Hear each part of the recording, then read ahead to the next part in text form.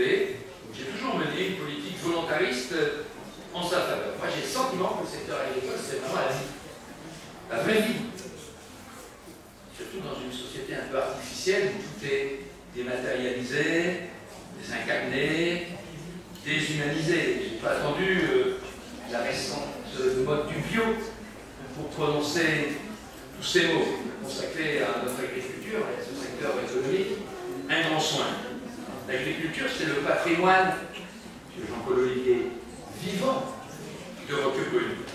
Hier et ancestral, hier on m'a dit, est-ce qu'il y aura des photos anciennes? Il n'y a pas besoin de vous produire des photos anciennes de la vie agricole à Roquebrune, tout le monde le savait qu'au début du siècle. Ce qui est intéressant, c'est les photos d'aujourd'hui, c'est les photos de maintenant.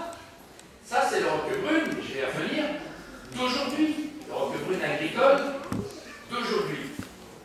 Et ce contact avec la terre, même si certains éléments sont parfois hostiles, je ne peux pas ne pas revenir sur les incendies de 2003 qui ont touché le secteur agricole, mais surtout sur nos deux inondations qui ont évidemment sinistré bon nombre d'exploitations, pour ne pas dire toutes et tous. Vous avez, vous les agriculteurs de la plaine, été touchés par ces inondations.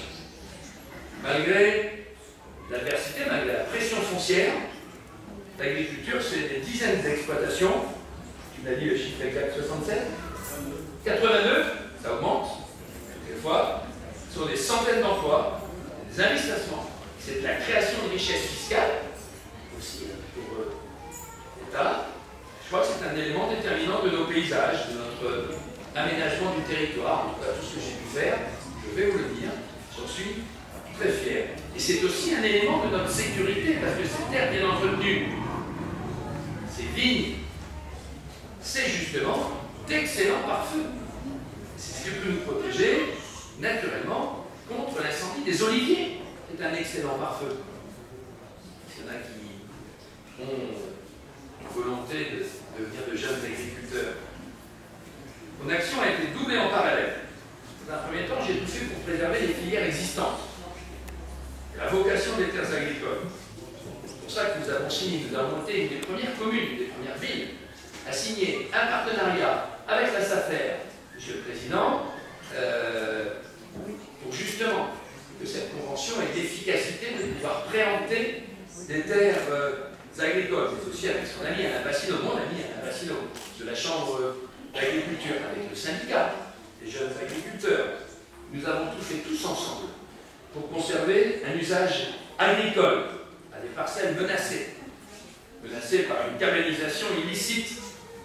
J'en vois dans la salle qui était à mes côtés quand nous avons fait cette manifestation avec FR3 au milieu de la plaine de l'Argent, tous avec des écharpes pour lutter contre cette carbonisation. J'ai le sentiment, j'ai souvent dit aussi, que l'emplacement des gens du voyage, des manouches, des tziganes ou des roms n'est pas dans la plaine de l'Argent. C'est un secteur agricole qui doit être réservé aux agriculteurs. Je me suis battu pour ouvrir la maison du terroir, il y a maintenant à peu près 5 ans. Je me suis battu pour installer le marché paysan de la Grande Bastide, auquel la préfecture refusait. Le